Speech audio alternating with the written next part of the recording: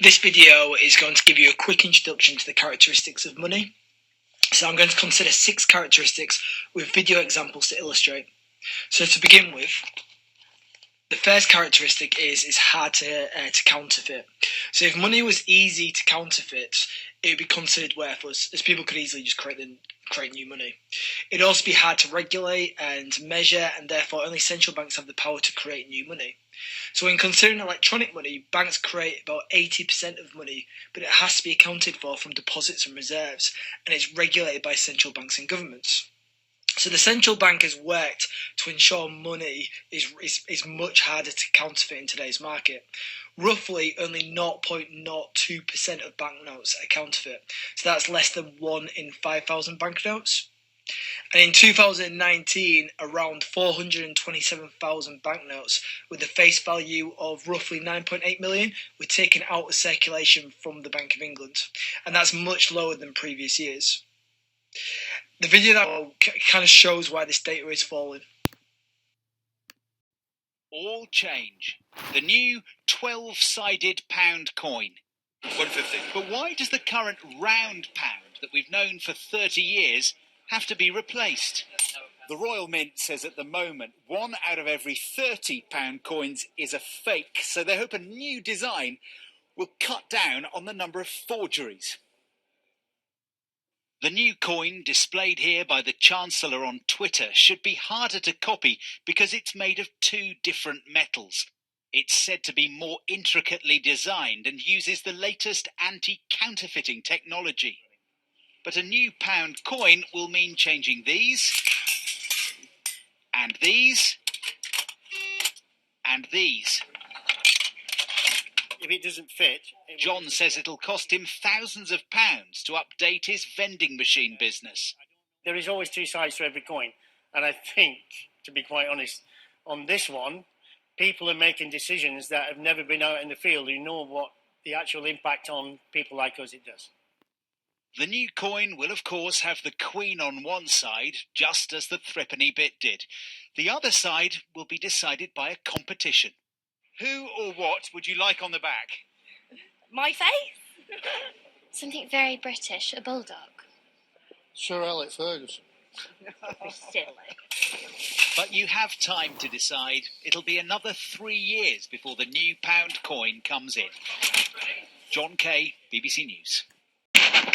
So the central bank is working on making it harder to counterfeit to reduce such statistics as I mentioned earlier and within that video, and reduce hidden economy activity via it. However, these new coins, they haven't been proven to be popular with everyone, with small businesses such as firms producing vending machines complaining about the additional cost with transitioning to the new money. Another characteristic is durability, so it isn't last long in and not easily destroyed. If money is easily destroyed, then the value it holds is no more, which is obviously problematic for the person holding it. So to help avoid such issues, again, the central bank have been designing new banknotes to make them more durable, as this video shows.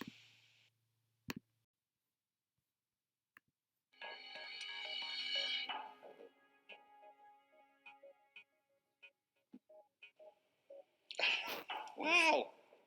I didn't expect it to be that strong.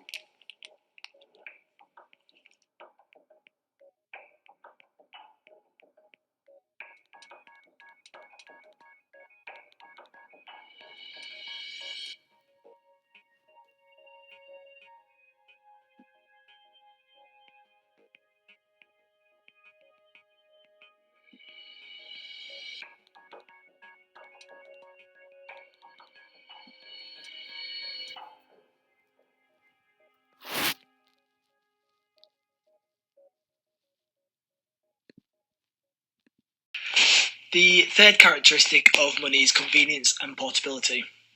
So, for example, if gold slabs were the only currency of money available, you can imagine due to the weight, it wouldn't be the easiest to carry, and therefore we've got coins, we've got notes, and they were made. And throughout time, money has become even more convenient. So ATM cards were first invented in 1967 by Barclays in London, which helped revolutionise the convenience of money. The first examples of online transactions were in 1983, which was a service known as HomeLink, and with the support of the Bank of Scotland and Nottingham Building Society, it allowed account holders to subscribe to a special postal service allowing online banking. These days, we have other innovative techniques, especially by the use of smartphones. So the video that I'm going to show now is just going to further illustrate how money is becoming more and more convenient. So there's a new way to pay for travel on the tube and buses in London. Contactless payments started in late 2014, but now there's Apple Pay, meaning that those with the latest iPhone or Apple Watch can tap their device to pay as they go. This is Matt, and he's got a watch and a phone. The first thing to note, though, is that it's not working with all banks yet. These are the ones which have so far signed up and are working now. And these other banks should be coming online soon. You have to register your card on your device first, though. If you have an iPhone, you do this through the settings for Passbook or the Passbook app itself, where you can take a picture of your bank card and it will scan the numbers for you. For an Apple Watch, you use the Watch app on your phone to do the same thing. Note that even for the same card, you have to add it twice if you have both a phone and a watch. And then you're good to go. Your device now acts like a contactless debit or credit card with a small caveat. As you approach the ticket barrier with a watch, you have to tap the side button twice to get it ready to scan. And on a phone, you have to use the Touch ID sensor, typically with your thumb, and you have to do this for tapping in as well as tapping out at barriers. When we tried it out, we found for a watch, this is as fast as a normal contactless card. The odd thing, though, is that on a tube barrier gate is that most people wear their watch on their left arm, whereas the Oyster Pad is on the right-hand side. On a phone, it does take longer, though, to tap in, as there's a second delay whilst it scans your fingerprint before letting you in. The question is, are people really going to use their phones and watches instead of a contactless card? Yes, because it simplifies the process for consumers. They've got their phone in their hand, they can just pay with it, they don't have to fumble around in their wallet. Find the right card, put that on the reader. For me, it transforms payments for consumers because it makes them more secure, because their card details are not passed on to the merchant, in this case Transport for London. They're safer because the transaction is tokenised, and they get a real-time alert, notification on their phone advising them of the transaction. The fourth characteristic is divisibility. So can the money be broken down into smaller denominations? So for example, when buying a product and exchanging a higher value of money, can you receive change from it? So if you're buying something for £1, but you've only got a £5 note, is it possible to get those for £4 coins? And this characteristic kind of reminds me when I lived in Dubai. I always found that this was one of the problems for the UAE regarding dirhams and fils and their currency. I always found that breaking down the denominations with regards to fils wasn't always straightforward and possible, and it's almost like a given sometimes when buying something, especially buying something of a lower value. You didn't always receive the correct change, which actually I suppose goes against this characteristic. So, since the law declares that money is a legal tender, the characteristic of acceptability is another feature of money. If the money has been designed by the central bank, legally it should be accepted. In America, you'll find on their notes, so for example, a message, I suppose, from the Federal Reserve which states, this note is legal tender for all debts, public and private, stating it should be accepted by all in America.